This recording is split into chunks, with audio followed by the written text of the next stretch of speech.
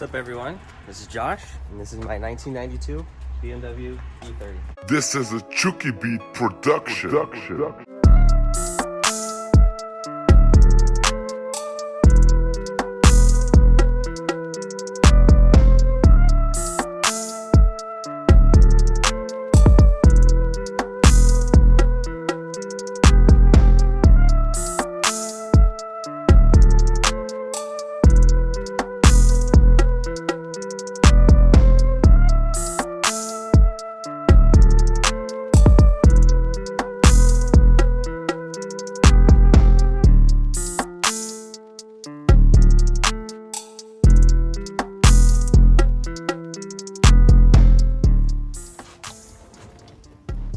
What is going on, everyone? Back again. This time not in the M3. This is my 1992 318. It is the 4-cylinder, but I really like it. It's got a lot of character. I've had this for a couple years.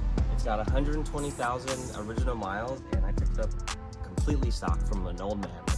I kid you not. This was sold originally in a dealership 20 miles from here in Beverly Hills, which is pretty insane. It's been a SoCal local its whole life. But before we get too deep into it, let's go ahead and just start washing this thing, because this thing is actually filthy.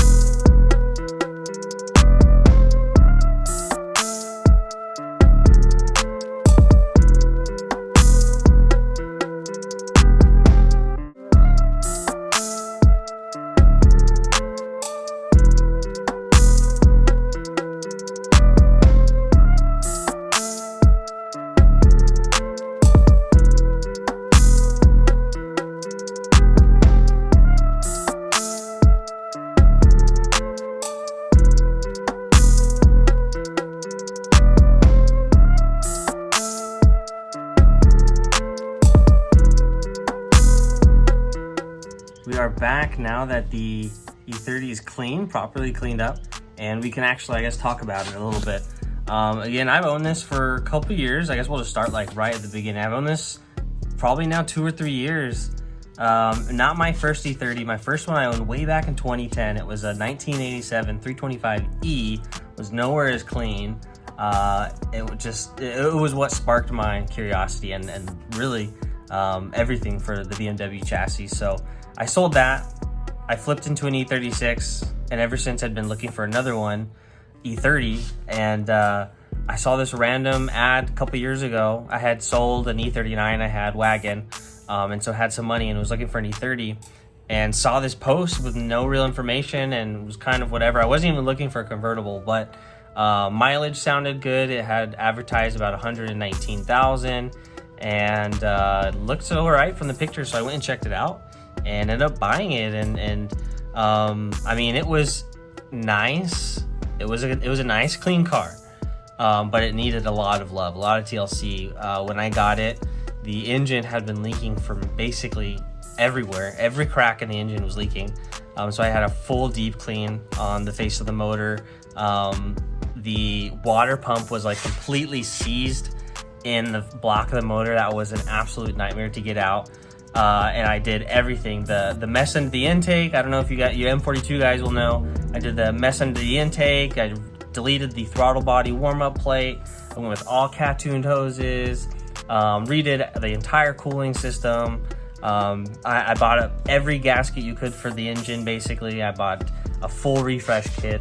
I redid the manifolds. I powder coated them in like a wrinkle black. The valve cover, it looks really nice. I was trying to replicate like that old school S14 style, S38 style valve cover. So that turned out really nice. And then I redid the full suspension. We did coilovers, BCBRs. That was a nightmare because I had to cut the tops off because the collar net wouldn't come off. The car again was really nice, but it needed a lot of work.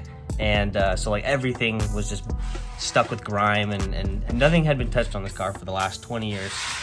which was nice. You know, I was the first person really tearing into this car, but everything was a nightmare, and we'll see.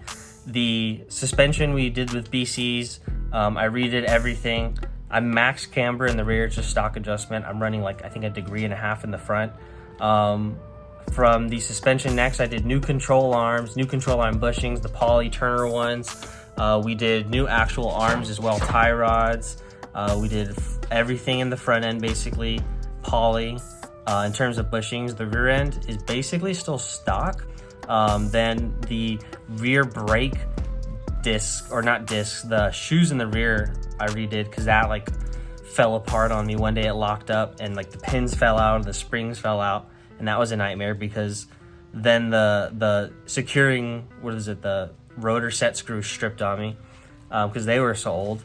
And then one of the first things I did, of course, was the odometer gears, to make sure that the odometer always stays functioning and working. So right now it's at 126,000 miles. Other than that, I'm trying to think. We did nothing interior wise. It's 100% stock, other than the dash cover. It does have a crackless dash. It's completely crackless. It's immaculate. From there, I think other than that, the car has had some different wheels on it. I had 16-inch style 5s, and then we went to the 17-inch style 5s. These I completely rebuilt. These were junkyard wheels that I got cheap, dinged up all the hell. I dremeled them, got them down nice and smooth over time, got them to a point where I was happy with them, and then had a friend polish them. And then I did brand new center caps, brand new BBS centers to match the gold with the red.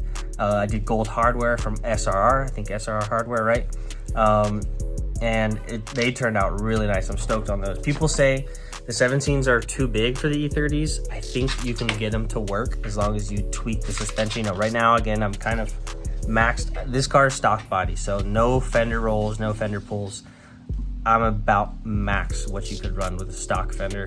The rear rubs, I'm not gonna lie. I could use a roll, but I'm so anti-roll. I like to keep these cars stock body if I can, and I mean, you'll see. I mean, I'll show you right now. It definitely rubs, and when the tires were brand new, it rubbed a lot.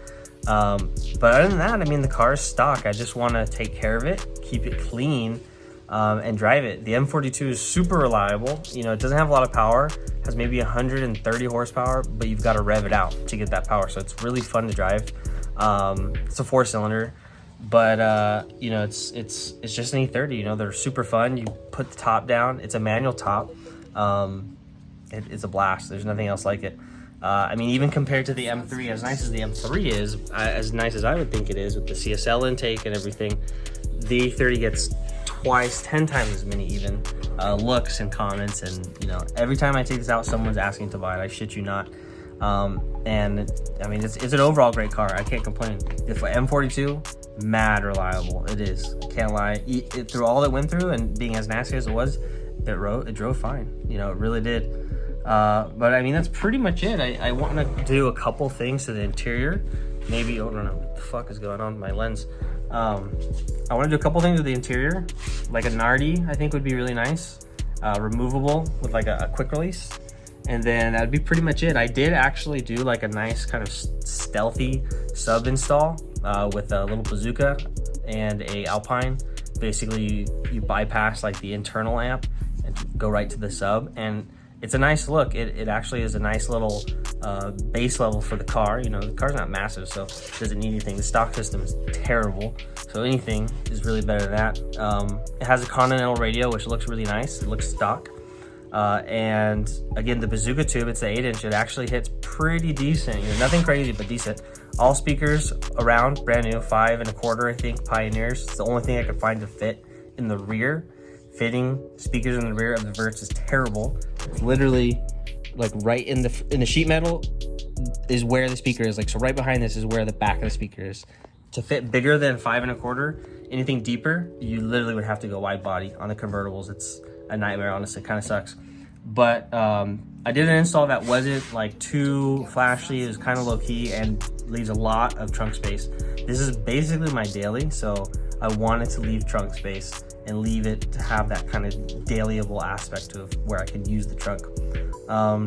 But yeah, I mean, now thinking about it, that's pretty much it. The wood shift knob is from an E39 5-speed. I have another one of those in the back to match for the Nardi with an M, the M from the 530. Maybe on the front, I do have a spoiler. I have the IS spoiler that I've been waiting to throw on. I don't know, let me know if you guys want to see that. I've been kind of just sitting on it, so that would look really nice because it just has the stock spoiler right now. The paint luckily has been immaculate. This is the single stage, it's Brilliant Rot. So not too long ago, I actually did like a month-long detail and brought the paint back. Really went like the 10/10s. Did ceramic coat, did everything. Buffing, hand buffing, ceramic coat, wax, everything. Other than that, I hope you guys like this kind of intro episode of the E30. The M3 has a lot coming up for it. The new CSL intake, that's right, I bought a new CSL intake, is gonna be here soon. I'm gonna do the whole rear end. So the subframe is gonna get redone. I have all that. I have the full, what is it, the Eurotech or PureTech X-bar for the back that you like screw through the actual floor and everything. Well, that's what we're gonna call it because I'm properly sweating my balls off now after all that, and I still gotta edit this. So otherwise, I guess we'll consider this the outro. Chuki got the sauce, bitch.